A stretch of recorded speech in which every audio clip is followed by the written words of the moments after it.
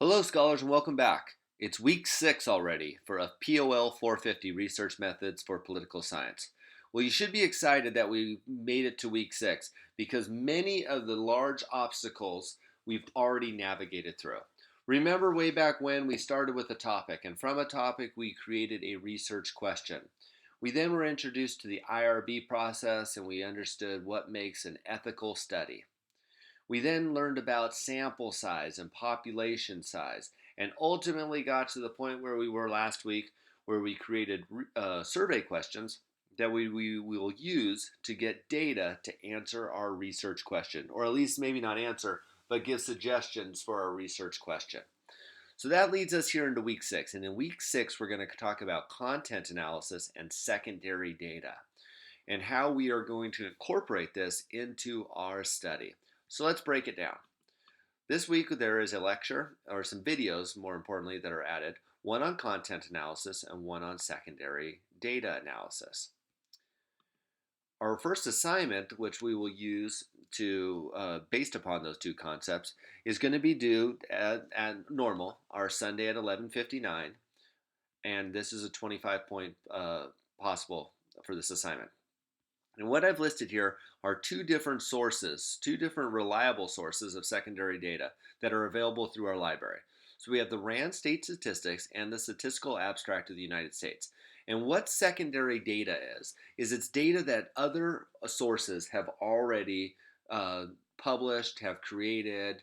So other people have gone out, found data, published that data, and then you as a researcher, you're going to use their data. And that's the concept of secondary data. And for many of us, we use secondary data. And when I say for some of us, for all of us on our studies, we're going to use secondary data. We're going to need to know certain numbers, certain data sets, that the only way that you could get them is through secondary data. And one of the best examples is population. So simple numbers that are created through the Census Bureau or through the county, where there's population numbers that are available. So how many citizens are there in the city of Riverside? If I was going to do a study that's on the city of Riverside, I would need to know what the population is. I would not, for my study, I'm not going to go around and count all the people. I'm going to utilize secondary data. So that is secondary data. And you could think that almost all of your studies that have some sort of group, some sort of geographic area, some sort of demographic, you're going to want some demographic information, some populations information, and you'll get that through secondary data. So we have listed two different sites, RAND State Statistics and the Statistical Abstract of the United States.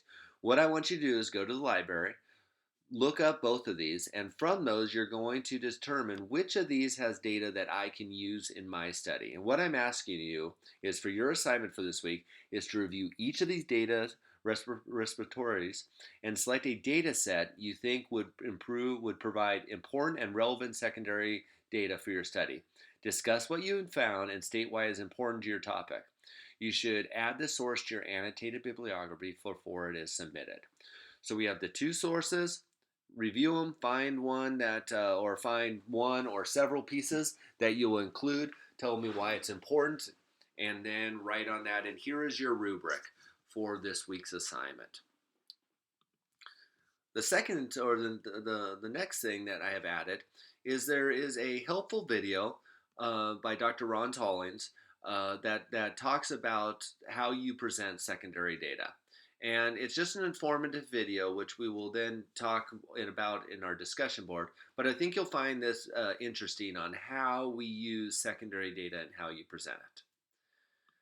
Our next thing that I've added is our application exercise. So our application exercise, our quiz, if you want to call it, for this week is on content analysis. Once again, there's no time limit, but it must be completed once it is open, and you may repeat the quiz a second time for a higher grade.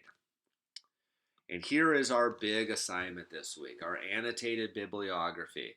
Hopefully we have, throughout this process, as we've been researching, as we've been looking at things either on the internet or we've been looking in academic journals, we've been using our textbook, we've been looking at our secondary data. as we've been doing this, we've been finding all these references, all these sources. We've been categorizing those, we've been putting them together, and now finally it's our annotated bibliography.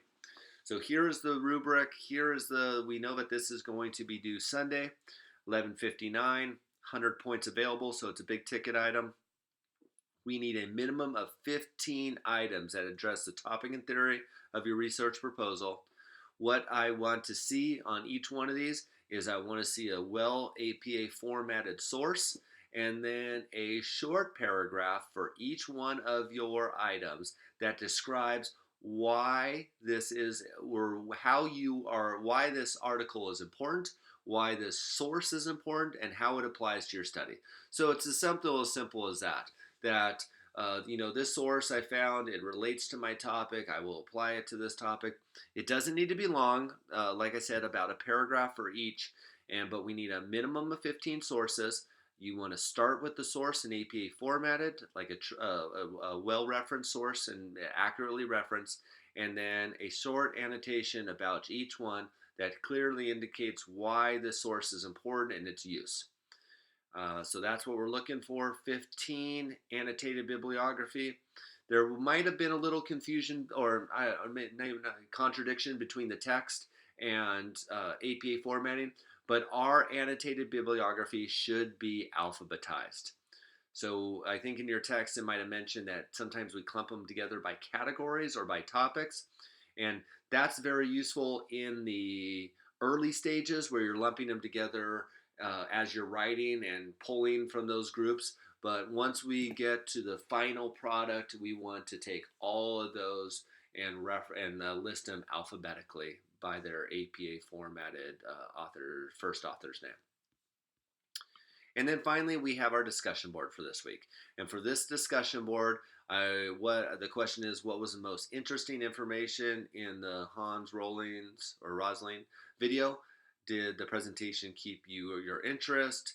Was it understandable? So your discussion or your original post, 300 words, 15 points, and then follow it up with 2 in-depth academic, adding to the academic conversation, were 10 points, and that makes up week 6. So I'm excited for this week. You have a couple more big pieces of your building blocks that you're going to put together. Obviously, our annotated bibliography is our second chapter of our prospectus. We have many of the pieces already created for chapter 1. This is chapter 2. And then finally, we just need to put together some of the last remaining pieces of chapter 3, and we have that critical assignment, our prospectus, put together. So I'm excited. I'm looking forward to reading through your annotated bibliographies and looking at your secondary data presentations. Have a great week. If you have any questions at all, get a hold of me. I'm looking forward. I'll keep you in my thoughts and prayers. Excuse me. And until we talk again, I want all of you to take care and realize we're at week 6, just a couple more, and we'll have pushed our way through this course. So I'm proud of you. Keep up the good work, and I'll talk to you all very soon.